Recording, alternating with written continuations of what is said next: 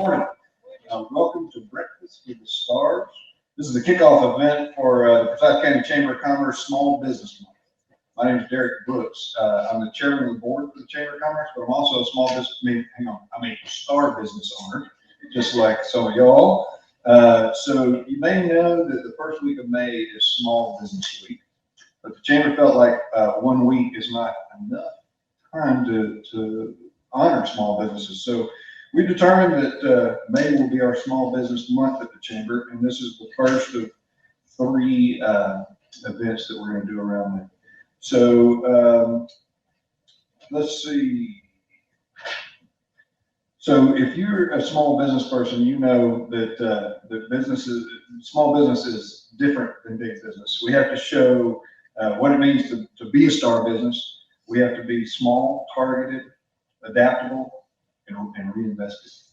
And so we're in a new venue that we don't normally have chamber events because we're supporting small business. The Playhouse is a small business, as well as our breakfast this morning provided by Towns Backstage, also a small business. So we wanted to bring all of the small business into here. And also you notice the set of the play that's happening right here. It's Into the Woods. You should come back and check out the play. I think if you run a small business, you probably are familiar that starting a business is like being in the woods. So this theme could work out for us. So the mission of the Chamber of Commerce is to advance positive business growth and community partnerships to promote a superior quality of life for all who live in Forsyth County. We strive to provide small, existing, and emerging businesses with the resources needed to succeed. And this morning, we're going to hear from our local star business leaders, not only about their achievements and successes while owning a small business, but also how they've overcome challenges and hard times. So at this point, I'd like to ask our panelists to come on up. We'll hear from these folks soon. So Mark Thompson with Absolute Pool and Spa Care, Pearl Chai with Ice Cream Water Filtration, Leanne Kennedy with Forsyth Academy of Performing Arts, and Julie Brennan with My Forsyth Magazine. Please join me in thanking these panelists for being willing to bear themselves for you today, or to share their stories, whichever. So we got a lot to cover today, but before we dive in, I'd like for each of y'all to introduce yourselves and share a little bit about how your business has adapted since you first began. So let's start with you, Leanne. Good morning. Y'all are so far away, I can't see that far. My name is Leanne Kennedy. I own Forsyth Academy of Performing Arts, which is a performing arts venue and school for students. We start at birth with mommy and me style classes, and then go all the way up through high school students and even adults in the summers, where we typically do a big community theater musical. What was the second part of the question? How has your business adapted since you first started? I think the biggest adaptation that we've made has been in size and space and usage of our space. We have, when we started, we had a small, tiny little area of the building, and thankfully the rest of the building had come available throughout the years that we've been there. And so sort of managing that growth, being able to put theatrical productions into a warehouse has been a big adaptation. It certainly wasn't designed for the way that we're using it, but it's been a fun adventure to figure that out. And so I think that growth has been the biggest adaptation that we've had. Julie? Good morning, I'm Julie Brennan. I'm the publisher of My Forsyth Magazine. We are celebrating our 12th year in production. And yes, print does matter. And thank you, right? People still pick up a magazine and take a look at it. I'm very proud of that. It's a journey. You go in the woods, and then you find paper, and you print, and you come out and let people see all the wonderful things that are going on in Forsyth County. As to adapting, it's a growth process. It's a day-by-day operation. Obviously, when things happen, that C-19 thing that I won't say the name, I decided I shouldn't print a magazine because everyone was struggling. So I did get phone calls. Are you still in print? Yep, but we are on hold. I need to be respectful of my advertisers the same way I'm respectful of my own business as a business owner. So we chose not to print for a little while, and now we're back, in operation, just because we all needed to breathe. There was so much going on at the same time that I found it necessary to be able to do something other than the business in hand, which was printing magazine. Pearl? Hey, good morning. My name is Pearl. My husband and I, we own a water filtration business. We are located in Cumming, and right now we have 35 employees, and we are one of the top sellers on Amazon, Home Depot, Lowe's, and other channels for water filtration products. And our main products are basically the reverse osmosis for drinking water and the whole house water filtration systems. So in regards to the adaptation, as Julie said, you have to adapt all the way. And I would say the biggest adaptation from the beginning was that when we started out the business, we thought we were going to follow the traditional distributorship. So I was focusing on developing dealers and distributors in Florida and Texas. Those two states are kind of close to us, and they have horrible water. But then after a couple of months trial, it didn't work out because it was so hard to compete with big old names like Pentel, like Colligan. And then one day my husband said, hey, why don't we just try on e-commerce, on eBay? And that was back in 2007. And my husband would say, if you are able to sell a system a day, that's 30 systems a month, that would be better than what we were doing right now. And we started on eBay. So actually the first month we were able to get at least one order per day. And then after 3 months, it was like $10 a day. And then the following year, we get onboarded to Amazon, and then the business just doubled. And then on year number 3, we started utilizing Amazon FBA program.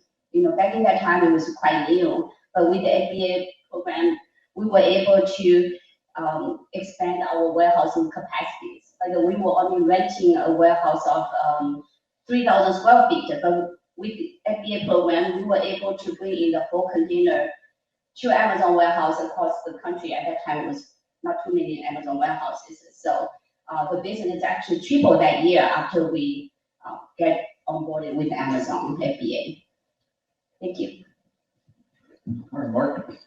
So my name is Mark Thompson, and my company is Absolute Pool and Spa here. And we're the Ugly Pool guys, so we kind of take your. Is that, do we need to have a different mic? Change mics. Yeah, I'll use Pearl. Hello? Here we go. Hi, I got started. I had that memorized. Yeah, lost my You're Mark. Yes, so I'm Mark Thompson, and my company is Absolute Pool and Spa here. And we are the ugly pool guys, so we take your ugly pool and we make it pretty again. And we do that by servicing, repairing, maintaining the pools, and renovating them. So really the only thing that we don't do is build brand new pools, because we have relationships with new pool builders, and they contract out everything that they pretty much do. So we're just one of the resources for some of the items that they do. So it's a conflict of interest if we were to build, but it's two business models anyway, so we don't want to deal with it.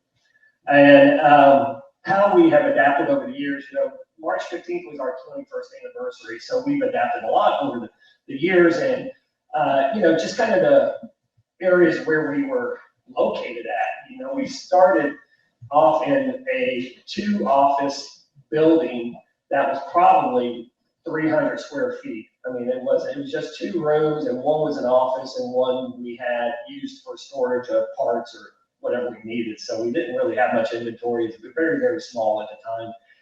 Then eventually we moved into my basement, worked out of there. And after that, we were there for a few years, and kind of drives you crazy working out of your house for a little bit because you never really leave work. So eventually we moved into a office space, and we grew to about, probably about 9 employees at that time. And we went through a lot of growing pains at that time. And we stayed there for a couple of years, but then after a little bit, we scaled back. It was just like too much, too quick. Employees, even at that time, were kind of hard. You got 35? See, 15 makes me want to slip my wrist. I can't imagine having 35. So, so we scaled back. We actually moved back into the basement and kind of worked out of there again. We learned a lot from that moving out of the basement the first time into this office space, getting this many employees. We learned a lot, but we did have to scale back and kind of regroup and come up with a better plan, and which we did. So stayed in my basement for another few years, and now we have an office space over by Automation Direct is where we're at, which gives us plenty of warehouse space. Plenty of, actually, we're outgrowing our offices, so kind of coming up with a plan on that. But so that's kind of how we've adapted over the years. So ups and downs, but you got to learn from it, and you got to be willing to make those changes, those unfortunate changes. You know, scaling down is not an easy decision, but it was a necessary decision. That's great. Yeah, Mark, I've worked with a lot of businesses and my company started in the basement too, but getting out of the house is a catapult to the next level. It helps your marriage. And you did it twice. Yeah. All right. I didn't get married twice. So y'all just share that. Okay. Okay, so here's this question for whoever wants to answer. A couple of y'all can answer whatever, but did you have experience in your current market before you were the boss of your portion of the industry?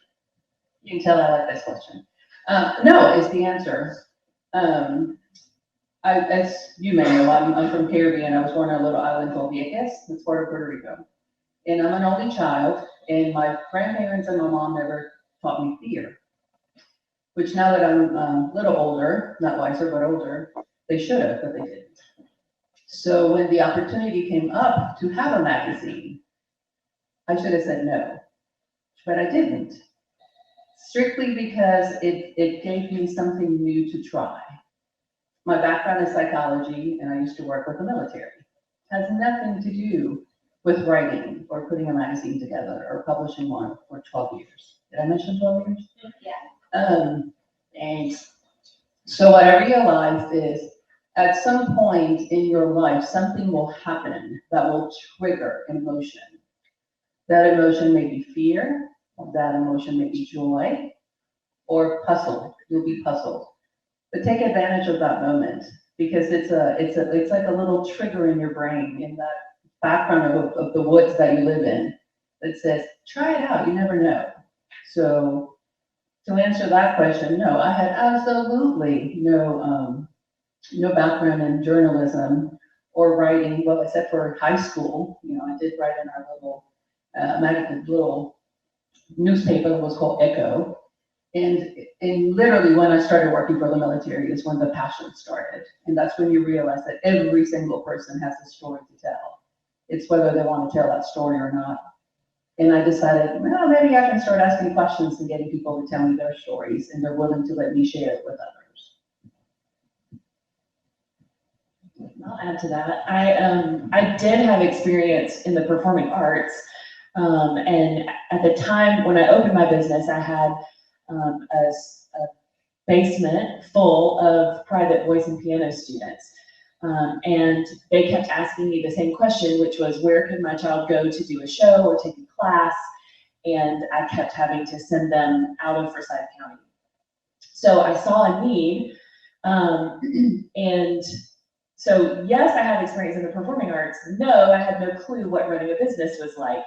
I just knew that I knew a lot of really good teachers, and I felt fairly sure that I could keep it on the rails as far as like paying them on time. I felt like I was probably the only one of the really smart, fun, amazing teacher friends that I had that could keep a spreadsheet together. So that was basically what I started with. And we had 35 students when we first opened, which was, it'll be 10 years ago this August. And now we have between 400 and 600 kids that come through our doors every week, depending on the time of year. And what I discovered was that I loved business, and I loved learning about business, and I loved running a business. And to echo sort of what Julie said, every time I'm presented with an opportunity, I tend to say yes, which is not what the self-help books tell you to do. They say no, self-care. But I tend to say yes because I enjoy, I don't know, the analogy is like jumping out of a plane and building the parachute on the way down or something like that. I enjoy that type of process, or maybe adrenaline, I don't know. So don't go flying with me. Right. So, Yeah, and I would like to talk a little bit about my experience. So when we started the water filter business back in 2007, both my husband and I, we had another job, but we think we just moved from Los Angeles to Atlanta. We moved to Atlanta because it's closer to the climate, to the weather we have in China. We are in the Pacific coast too. And then we think, okay, it's time for us to set up our own business. But because I was working in a totally different field, it's for surveillance camera lenses. And I knew that due to the conflict, I need to work on something totally different. And one opportunity came up and we thought, okay, let's try water filters. But we don't know anything about water filters. But the good thing is that both my husband and I, we have master degrees in STEM, and we were able to learn. And then one of the scariest things is that,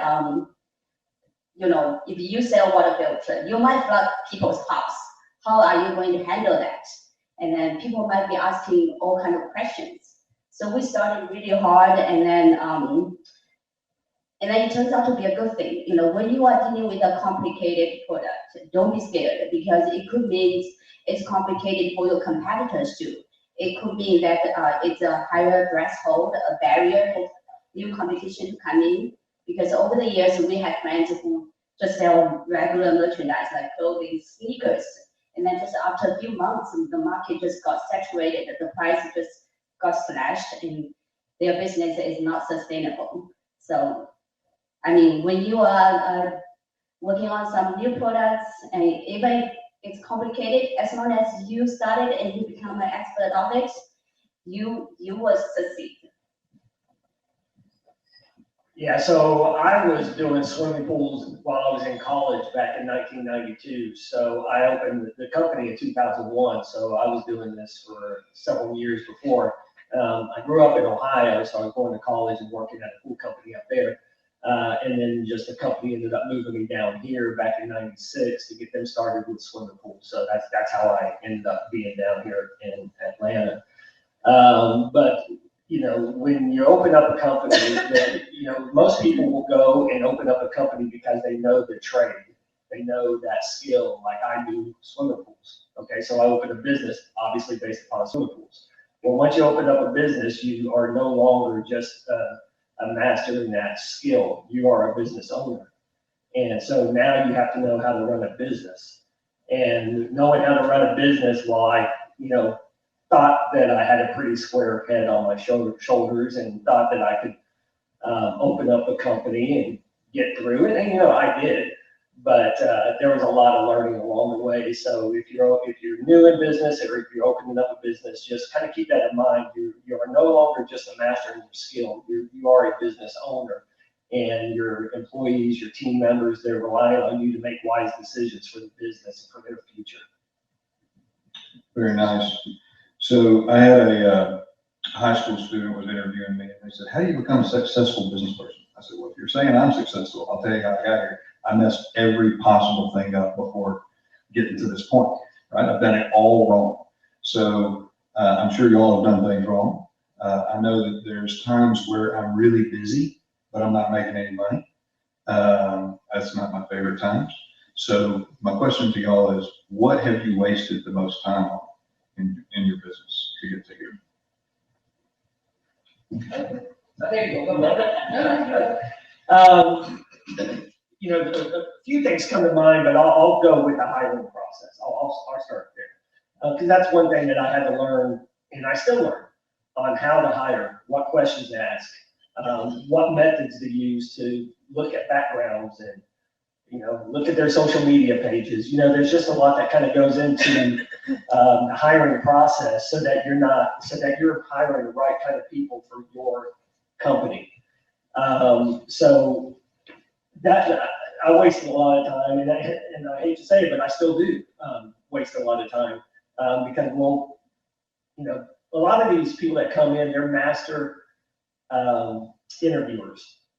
They come in and they know what to say to make you believe, and so you kind of have to learn to, okay, take what they're saying, but get around that, kind of loophole around, and learn how to ask questions to dive into their psyche and to dive into their character, more so than simple, typical interview questions. They know how to answer those. I mean, it's what they do. And so you have to, for your sake, really learn how to dodge that and get more involved into their character. I'm not gonna call it wasting my time, but it took away from time I could have been doing something better. I'll say that. The first one is, as a small business, I think, well, I should be able to do my own accounting, and I should be able to do this and that. Oh my gosh, no. Find people that can do it with you and for you. And when I say with you, it's because they teach you. Everyone I meet is a teacher of something. So I'm very lucky that my next door neighbor is an accountant. So I came in one day with my taxes and I said, "What do you think?" She goes, "Oh my goodness." At that moment I realized, Julie, you have to let go. And that is the hardest thing to do. I'm very picky about the things that are mine. I'm passionate about them. So to let go of my numbers, oh my God, I feel like a bookie. It was fine. An expert took my numbers and said, this is correct and this is not. You also have to trust your people, if you will. If I didn't trust her to say, do not spend money on more coffee, I have to listen to that. And the other thing I challenge myself by doing way too often is not finding the right people to be part of a team. Everyone talks about a team and a team and a team, and it's lovely. You still have to have someone, a leader, that's willing to say no. And that's one of the hardest things to do, because you want to create this wonderful, let's hold hands and sing kumbaya. Well, sometimes kumbaya has to be something else. So having that ability and motivation to move forward with whatever you have in front of you. And never give up on finding people that can mentor you, whether they're in your business or not in your same business. I learn from each one of these guys every single day because I've taken the time to know them, and thank goodness they know me. They're not in the same business. I don't know anything about a pool except throw my little penny in there and have fun with it and read a book. I dance, but I can't perform. Well, maybe I can, I don't know. And all I know about water filters is thank goodness they exist. They're not my business, but if I'm going to be part of this business community, I'm going to learn a little something about each one of them, because ultimately we're all in the same mix together. Yeah, at my shop, we don't sing kumbaya. I have seen them like holding hands singing, "Take this job and shove it," but no, that's not true. So tell us, how about this? Tell us about a time you realized something wasn't going to work that you were doing, and what was the outcome of that realization? We had, as I said before, we always struggled a little bit with space, because like I said, we're in a big warehouse building, and trying to build a theater in a warehouse building has been a challenge. And we found a space to buy a few years ago, right before the C-19 war, and we made a very public declaration that this is what we were going to do, and we were sort of garnering support from our families to try and make sure that we had the financing in place, and we were looking for partners, and I'm not someone who loves to ask for help. I love to learn, and I love to be a part of a community, but just to say I need help is not my favorite thing. And so we had done that, and I said, this is, I think, the next best step for us, and we made a very public declaration that this is what we were going to do, and the whole thing just burned down and went to hell. And it was humiliating for me, and very hard. It turned out, I mean, the financing, it turned out that we were trying to buy a church, and the church had not actually told the parishioners that the church was for sale, and it got real dicey, and then anyway, I'll spare you the details, but it was for me, it felt like a very public failure, which is public in my tiny little circle, obviously, but that was really tough for me. But right after that, we ran into this whole COVID thing. And so thank God I didn't have that building and that overhead, because we were able, because of the space that we're in, we were able to pivot and we were able to control what we were able to control during that time. And a lot of businesses like mine and nonprofits like mine did not survive COVID because they had humongous overhead and they had, insurmountable obstacles for trying to perform virtually and all of the other things that we did over the course of that time. So it was really embarrassing for me. It felt like, it felt really personal, but in the long run, it was a really big blessing in disguise. I'd like to talk a little bit about the last question about something I think, I like to share with everyone here. Just like the hiring process, it was a pain for every business owner. And then over the years, we actually become smarter. After, we got resumes, it could be hundreds of resumes. How are you going to go through everything? Instead of going through everything at the beginning, we ask them to do some quiz. So before they were seriously considering this candidate, they have to do some quiz. And the quiz typically has like 5 different sections. The first section is just general questions asking about your background, your interest, and what you believe you are strong in. And then there are different sections if you are for the marketing people, or if you are for customer service, or if you are for IT, if you are for your product engineering. So people have to go through these questions, and they should be able to answer the questions so we can tell how good their writing is, because sometimes it kind of measure how smart, how logical you are. And with this process, we were able to narrow down the resumes from 100 to 10. So that greatly helped our hiring process.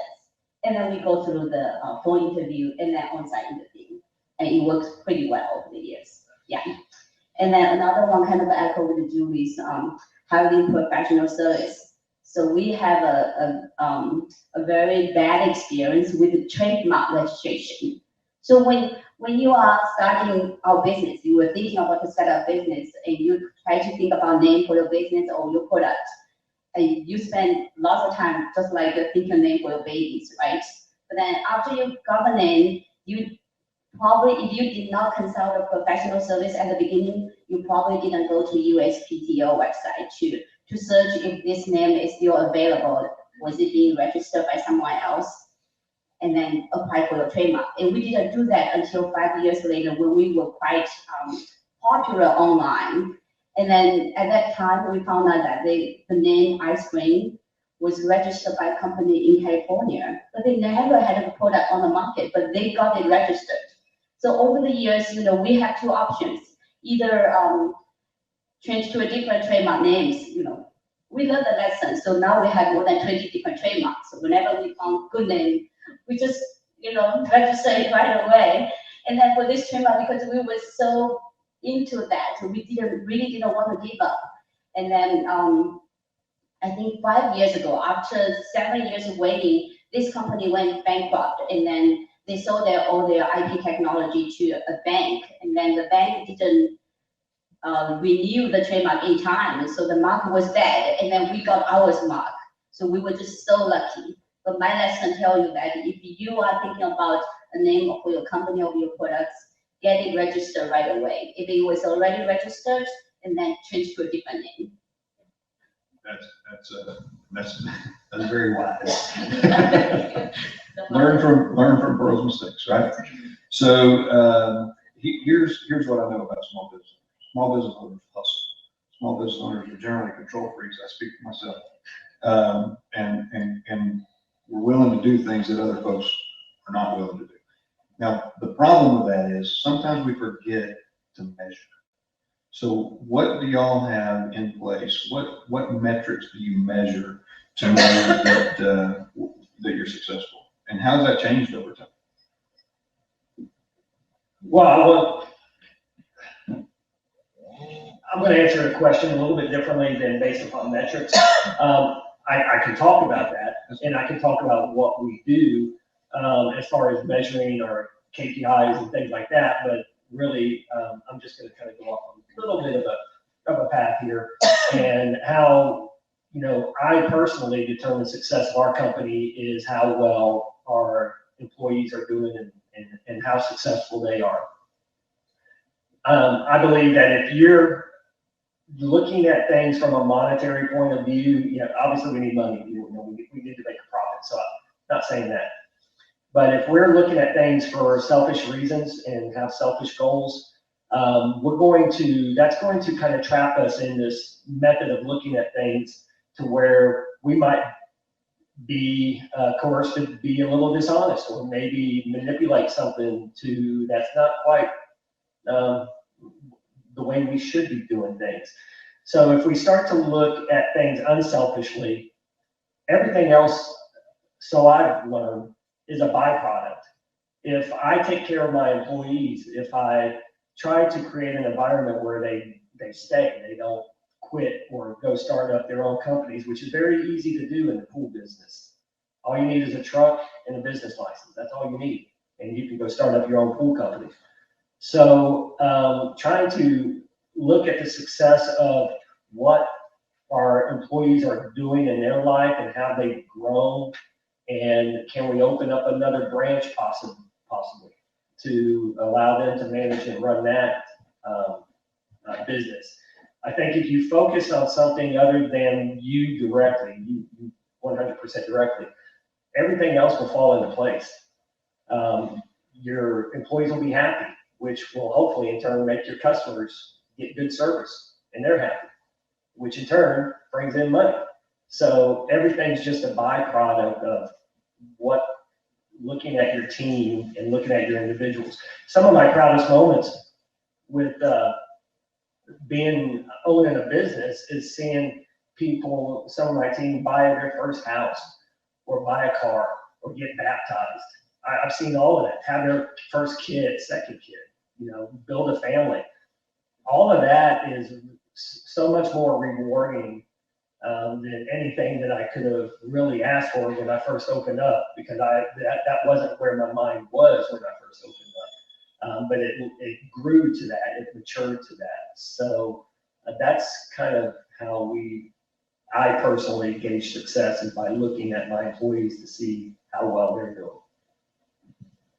So to follow with Mark's point, I don't have employees. I have a fantastic group of writers and a phenomenal group of interns. And that's how I measure success. Well, yeah, writing the check so I can pay for the printing. That's quite successful, I'll tell you that. And postage. Knowing that the writers are benefiting from what they do. I'll use one example, Christine Roberts. She actually reached out to me 12 years ago and said, hey, I saw your magazine. I'd love to know more about it. I want to be a writer. As an adult, I said, sure. We met, we chatted. And through the conversation, I remember saying, Christine, there's a book inside of you, start writing it. About a year and a half later, she wrote her first book. She's now written 2 or 3, I can't remember. And that to me is successful. It's a combination of my efforts, her efforts put together, because we encourage one another. She encouraged me to continue to put together a magazine, and I hopefully encourage her to write her book. And then my interns, and I adore the interns, trademark. I traded the name My Forsyth. And I'm like, okay, I can go online and, oh, there's also forums and yay, lovely. No. I actually contacted one of my interns who started with me. She was a senior at Forsyth Central High School. She went to college at UGA, got a degree in journalism. Then she went to Ole Miss and got her degree in law. So I said, hey, can you help me get a trademark? And she said, yes. That to me is successful. Maybe it's just pride that I was able to go back to this high school student that started with me 12 years ago and say, can you help me get a trademark? So that's probably one of the coolest little stories. And again, you just have to be a part of something with employees or coworkers or writers or interns, whatever that may be. you become part of their world, but they're also part of yours. Very nice. So you want to talk about this one, Pearl? Yeah, maybe a little bit. I mean, when you try to measure your business, number one is your sales revenue, right? The number and your gross margin, your profit margin.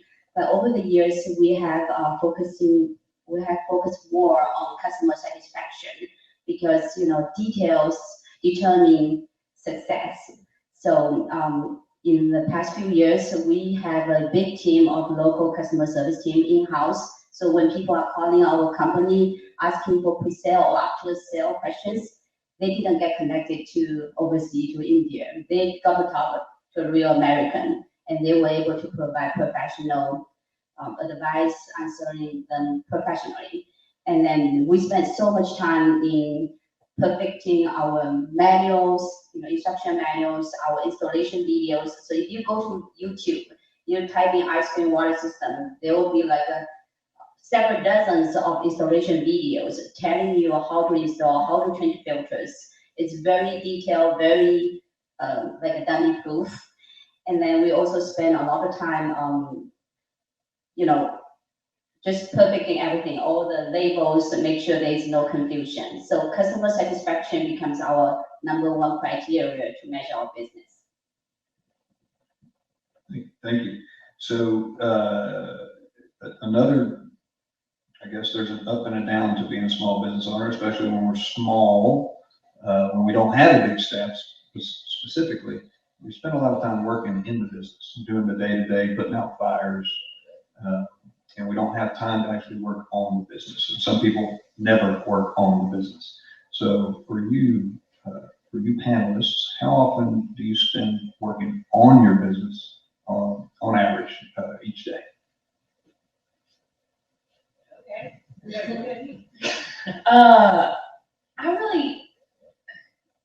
I feel like I'm thankful I have a really great team. And to sort of speak to measuring success, my team, I really focus on, I hire a lot of moms. Everybody that works for me, almost everybody that works for me is part-time. Everybody that works for me is part-time, and almost everyone is a parent.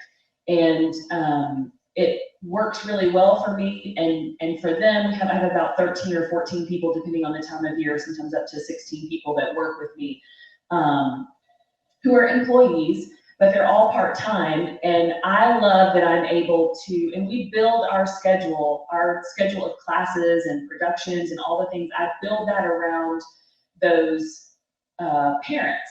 So I was so thankful to find opportunities like that when I was a young mom, where I was able to be home during the day with my young kids, but then I worked in the evenings. I freelanced doing all kinds of different theatrical stuff. And so I have this really amazing team, and I honestly work on my business a lot more now than I work in my business. When I walk in the afternoons, when classes are running and things are going on, they don't really need me. I just go because I like to hang out and it's fun to be there. Because the way that our team works is everybody's really self-sufficient. And I feel like it's my job to set the culture, and to set the environment that goes from the top down. And I hire in such a way that everybody we all think the same way. We all see kids the same way. That's really, really important to me.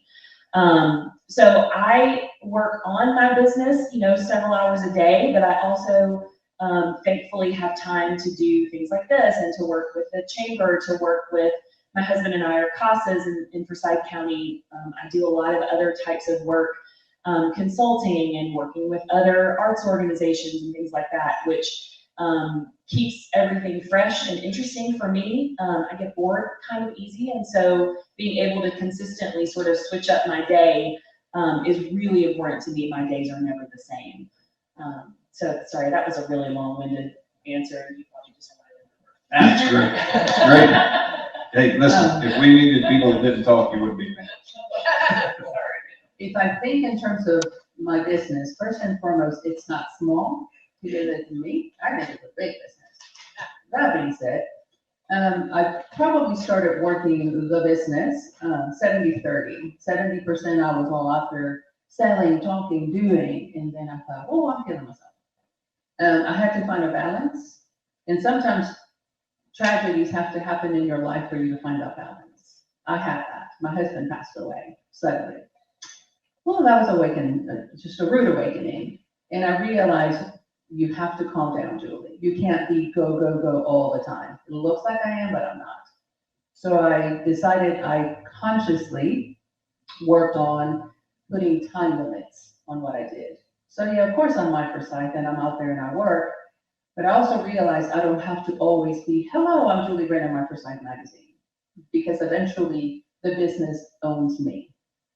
And that's not gonna happen. I own this. So I had to find that balance. Probably now I'm at a 60-40. You figure out which 60% is for the business or what is 40%. Find what makes you happy so that you don't regret being in business. If you regret your business, it's becoming an enemy and you're not going to succeed. You're going to hate being in business, whether for yourself or someone else. So find the balance that makes your heart and your mind happy. Find what that percentage is, and that's the percentage that you should work. For me, just a number thing. So when we started out the business, I think we worked really hard. I work more than 10, 12 hours a day because e-commerce is 24/7 business. People will ask you questions in the middle of the night from different time zone, and then they will ask you questions in the weekends. But then over the years, we set up our team. We have different team managers. So I'm actually quite free recently. I think I only work 5-6 hours a day, and I was able to volunteering to different jobs, at the school, at our HOA, at our soccer team. So I think that's the beauty of owning a business. You have the flexibility, even if it's not under pandemic. Yeah, when I first opened up the company and several years into it, and a lot of you, if you're new business owners, you're probably going through the same thing. You're working 10, 12 hours a day and kind of getting up, you're getting the grind and you're going to bed and you just repeat, rinse, wash, repeat, is that what it is? Wash, rinse, repeat, whatever. You have to ask because your current hairstyle. So it's been so long since I had to do it. But that's just the way it was. And until I was able to get to a point where I was able to afford to have supervisors and managers, people that can handle the workload. I mean, it was just, you just get up and you just push through. There will be a point, hopefully for all of you, that once you get to a certain point in your business, you can hire people to handle things that you don't need to be handling. You should only be doing what you're great at on business. And that might be marketing your business. If you're a financial guru, that may just be the finances of your business. Whatever only you can do is what you should be doing. And you should be hiring other people to do things that they can do.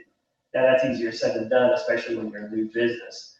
But if you channel through, get through these rough periods of grinding it out, hopefully you'll get there and you can have a level of hierarchy that will help you free up some more time.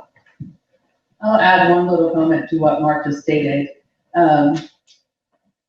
Stay in your lane and know what your lane is. I'll use me as an example. I think I can design. No, I can't, but I think I can. So I remember this was about 8 years ago. I worked with my designer for over 20 years. I sent her what I believed was just a phenomenal ad. I was so proud of it. I sent it in and I said, what do you think? So of course, after 20 years, he said, Julie, stay in your lane, honey. I don't tell you how to write and you don't tell me how to design. At first I thought, do you hate it that much? And she's like, yeah, I do.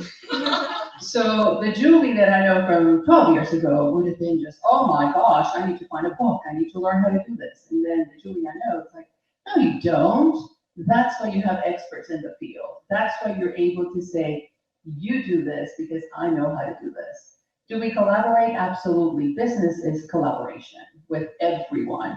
I collaborate with these guys. I collaborate with the chamber, with Derek, everyone. But that valuable lesson of somebody, yes, she did have the hump to say, stay in your lane. So that is probably one of the most valuable lessons in this grand scheme of business owning. Very nice. So Dr. Henry Cloud wrote a book called The Power of the Other. And there's not a famous person who's accomplished anything that you've ever heard of that didn't have another person that you probably haven't heard of that helped to get them there. So who are your non-employee people in your life that help your business? How's this question actually? Let's see what it says down here. Who are your non-employees who make the biggest difference in the health of your business? A lot of them are in this room. I see friends from different groups that I'm in, and you know, I mean, the time spent with other business owners is the best time I spend in my month, hands down, because it doesn't matter what kind of business you're in. Business is business. Culture is culture. I learned so much from Mark. He's like the best at setting goals, like really specific, measurable goals. And I learned so much from him in the way that he does that. Derek, no one has ever read as many books about leadership or business management as Derek. So I really try to surround myself with other entrepreneurs and business owners. Just last week, I was at the gym and I met a lady who owns a gym here in Cumming, and you know, we have a similar sort of vibe, and we happened to just be at the gym together and struck up a conversation. And I was like, "Can I take you to lunch? Because I just want to talk to somebody else who's kind of in this extracurricular child activity world." And we went to go have lunch this past week, and we sat for 3 hours just talking about all of our different struggles and, you know, experiences and things like that. So I find that and of course my husband, bless his heart, he hears about everything all the time. And he's very, very smart and sees things that I don't see. But I think our community as a whole is filled with really smart, amazing entrepreneurs, and I try to surround myself with people who are smarter than me. Yeah, thank you for the compliment. You're welcome. So me and Liam, you know, we're both part of a business roundtable, and Derek and there's some other people that are in this, in the audience here. But we are just a bunch of business owners that are non-competing businesses. And we get together once a month and we throw ideas at each other. We talk about our wins and our losses. And we've been meeting now, I don't know, 10 years? I don't know, but it's been a long time. And so we just learned so much from each other, and getting involved with just meet people. You know, if you're meeting some people right here, talk to each other about possibly starting your own business roundtable. It's not something that you really necessarily would need to let the chamber do for you. Just find some and say, hey, would you like to meet once a month and throw ideas at each other? It's a very, very valuable asset that you can do just by talking to each other here. Some other resources now, I'm trade specific, so I also do a lot within my industry. So not just on a state level, even though I do state level, but I'm also on a federal level, helping build service technical books, giving advice to other businesses across the country, mentoring. So there's a lot of things that I do within my industry to kind of help get my name out there through other pool companies. Because, okay, granted, I need to rely on the business owners here, but I also need to rely on people that are specifically in my business that I can call on to get any questions or answers needed. So being involved within my industry has helped open up a lot of doors. So I would highly recommend that.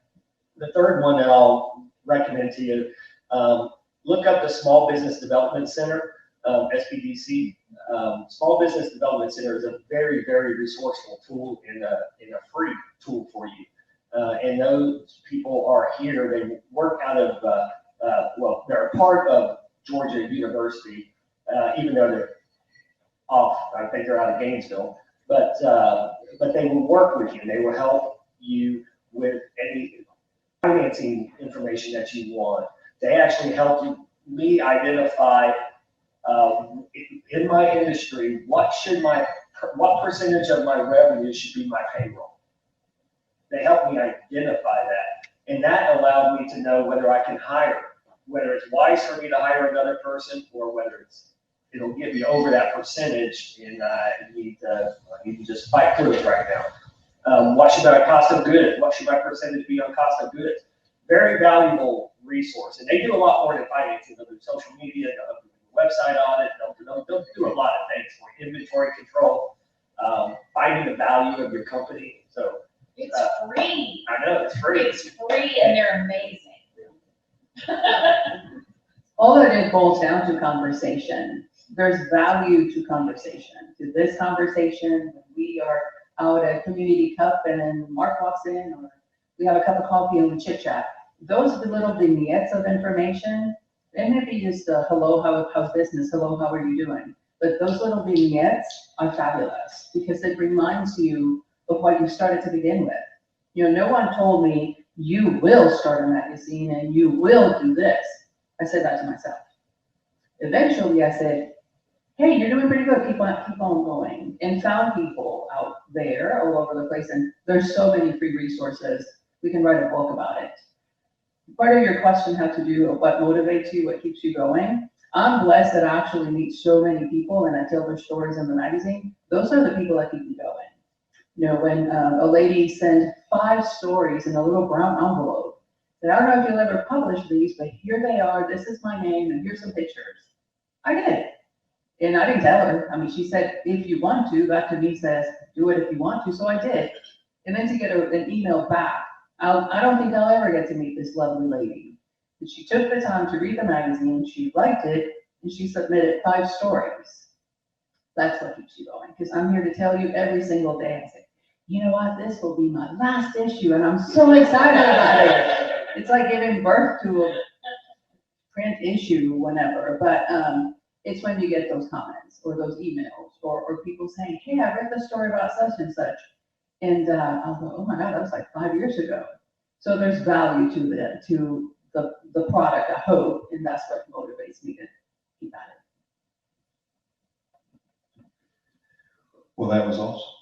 Y'all, I don't know if it feels like you've been talking for an hour, but you have. So we're gonna wrap up now. I want to thank all of y'all. Please help me in thanking these folks. Also, I want to give a special thanks to Daryl in the back for helping us with the AV stuff. Thanks, Daryl. All right, so we want to invite everybody to stay for our networking breakfast. It's going to be down the hall over here. And if you haven't already done so, be sure to register for the next 2 Star Business of the Month events, which is Night Under the Stars and Star Business Awards. Thank you all very much. We'll see you at breakfast.